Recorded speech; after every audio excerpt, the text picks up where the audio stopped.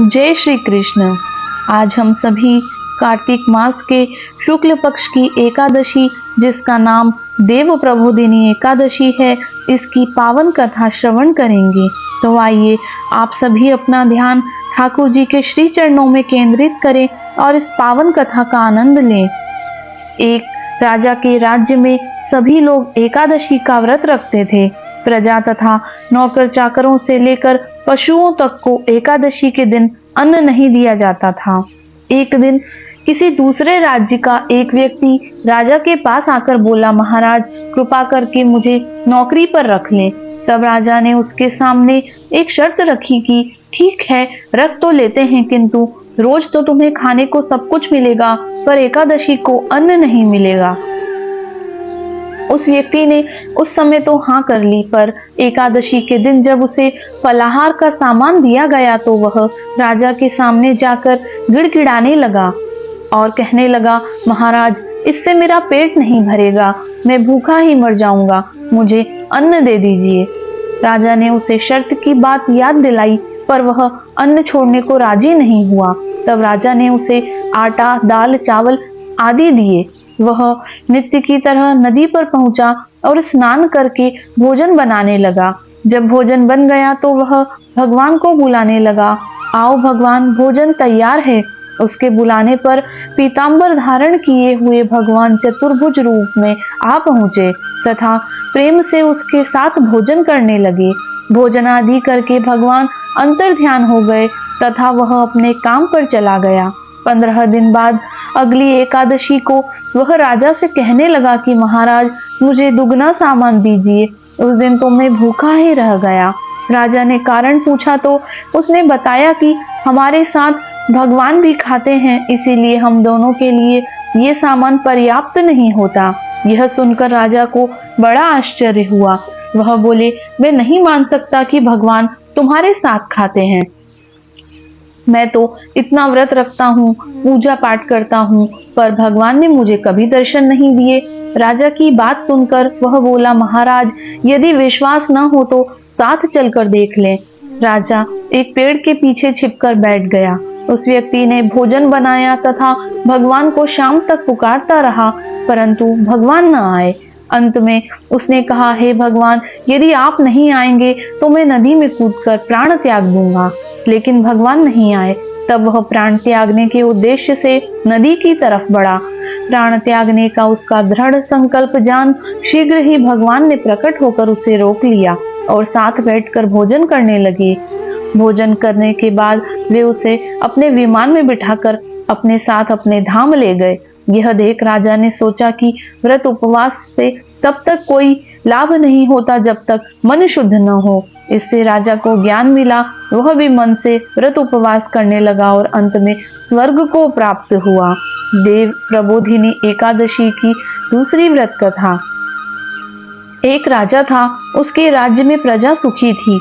एकादशी को कोई भी अन्न नहीं बेचता था, सभी फलाहार करते थे। एक बार भगवान ने राजा की परीक्षा लेनी चाहिए। भगवान ने एक सुंदरी का रूप धारण किया तथा सड़क पर बैठ गए।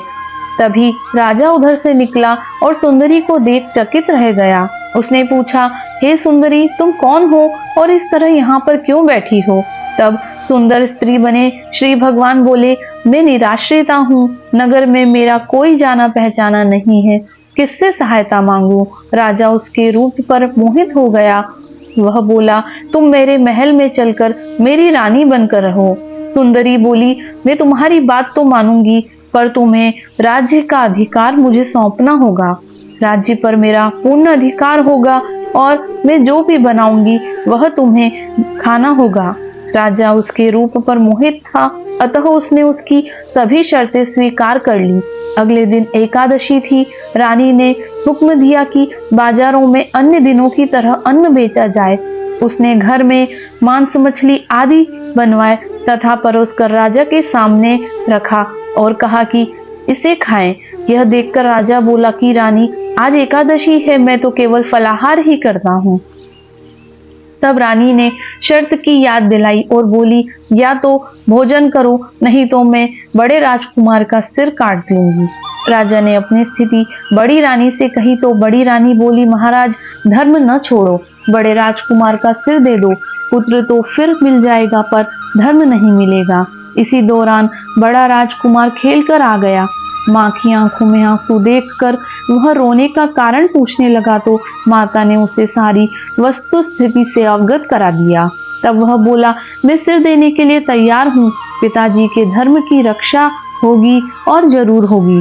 राजा दुखी मन से राजकुमार का सिर देने को तैयार हो गए तो रानी के रूप में भगवान विष्णु ने प्रकट होकर असली बात बताई।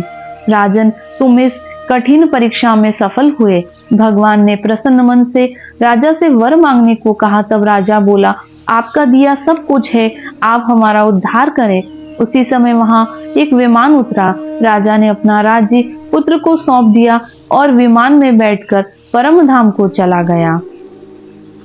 देवउठनी एकादशी की यह एक और प्रमुख कथा है, इसे श्रवण कीजिए। शंखासुर नामक राक्षस ने तीनों लोकों में बहुत ही उत्पात मचाया हुआ था। तब सभी देवताओं के आग्रह करने पर भगवान विष्णु ने उस राक्षस से युद्ध किया और यह युद्ध कई वर्षों तक चला। युद्ध में वह असुर मारा गया और इसके बाद भगवान विष्णु विश्राम करने चले गए।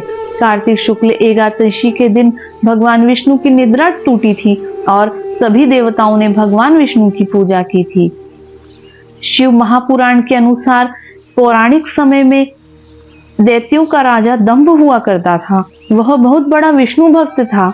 कई सालों तक उसके यहाँ कोई संतान नहीं होने के कारण उसने शुक्राचार्य को अपना गुरु बनाकर उनसे श्री कृष्ण मंत्र प्राप्त किया। यह मंत्र प्राप्त करके उसने पुष्कर सरोवर में घोर तपस्या की। भगवान विष्णु उसकी तपस्या से प्रसन्न हुए और उसे संतान प्राप्ति का वरदान दे दिया। भगवान विष्णु के वरदान से राजा दंभ के यहाँ एक पुत्र ने जन्म लिया। इस पुत्र का नाम शंखचूड़ रखा गया। बड़ा होकर शंखचूड़ ने ब्रह्मा जी को प्रसन्न करने के लिए पुष्कर में घोर तपस्या की। उसकी तपस्या से प्रसन्न होकर ब्रह्मा जी ने उसे वरदान मांगने को कहा। तब शंखचूड़ ने वरदान मांगा कि वह हमेशा अजर अमर रहे, वह कोई भी देवता उसे नहीं मार पाए। ब्रह्मा जी ने उसे यह वरदान दे दिया और कहा कि वह बद्री वन जाकर धर्मध्वज की पुत्री तुलसी जो तपस्या कर रही है उससे विवाह करे। चंद्रचूड़ ने वैसा ही किया और तुलसी के साथ विवाह के बाद सुखपूर्वक रहने लगा। उसने अपने बल से देवताओं, असुरों, दानवों, राक्षसों, गंधर्वों, नागों, किन्नरों, मनुष्यों तथा त्रिलोकी के सभी प्राणियों पर विजय प्राप्त कर ली। वह भगवान श्री कृष्ण का परम भक्त था। शंखचूड़ के अत्याचारों से सभी देवता परेशान होकर ब्रह्मा जी के पास गए और ब्रह्मा जी उन्हें भगवान विष्णु के पास ले गए। भगवान विष्णु ने कहा कि शंखचूड़ की मृत्यु भगवान शिव के त्रिशूल से ही होगी, अतः आप उनके पास जाएं। भगवान शिव ने चित्ररथ नामक गण को अपना दूत बनाकर शंखचूड़ के पास भेजा। चित्ररथ ने शंखचूड़ को समझाया कि वह देवताओं को उनका राज्य लौटा दे, परंतु शंखचूड़ ने मना कर दिया और कहा कि वह महेश्वर से युद्ध करना चाहता है। भगवान शिव को जब यह बात पता चली तो वे युद्ध के लिए अपनी सेना लेकर निकल पड़े। इस तरह देवता और दानवों में घमासान युद्ध हुआ, परंतु ब्रह्मा जी के वरदान के कारण शंखचूड़ को देवता नहीं हरा पाए। भगवान शिव ने शंखचूड़ का वध करने के लिए जैसे ही अपना त्रिशूल उठाया तभी आकाशवाणी हुई कि जब तक शंखचूड़ के हाथ में श्री हरि का कवच है और इसकी पत्नी का सतीत्व अखंडित है तब तक इसका वध असंभव है। आकाशवाणी सुनकर भगवान विष्णु वृद्ध ब्राह्मण का रूप धारण कर शंखचूड़ के पास गए और उससे श्री हरि कवच दान में मांग लिया। शंखचूड़ ने वह कवच बिना किसी संकोच के दान कर दिया। इसके बाद भगवान विष्णु शंखचूड़ का रूप बनाकर तुलसी के पास गए। शंखचूड़ रूपी भगवान विष्णु ने तुलसी के महल के द्वार पर जाकर अपनी विजय होने की सूचना दी। यह सुनकर तुलसी बहुत प्रसन्न हुई और पति रूप में आए भगवान का पूजन किया व रमण किया। ऐसा करते ही तुलसी का सतीत्व खंडित हो गया और भगवान शिव ने युद्ध में अपने त्रिशूल से शंखचूड़ का वध कर दिया। तब तुलसी को पता चला कि वे उसके पति नहीं हैं, बल्कि वे तो भगवान विष्णु हैं।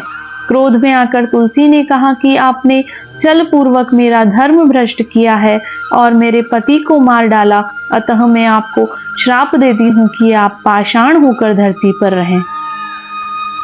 तब भगवान विष्णु ने कहा, देवी, तुम मेरे लिए भारतवर्ष में रहकर बहुत दिनों तक तपस्या कर चुकी हो।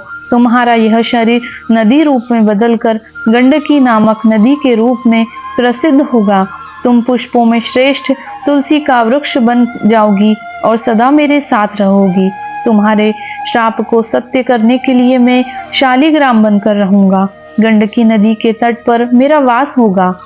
देव प्रबोधिनी एकादशी के दिन भगवान शालिग्राम व तुलसी का विवाह संपन्न कर मांगलिक कार्यों का प्रारंभ किया जाता है। हिंदू धर्म मान्यता के अनुसार इस दिन तुलसी शालिग्राम विवाह करने से अपार पुण्य प्राप्त होता है।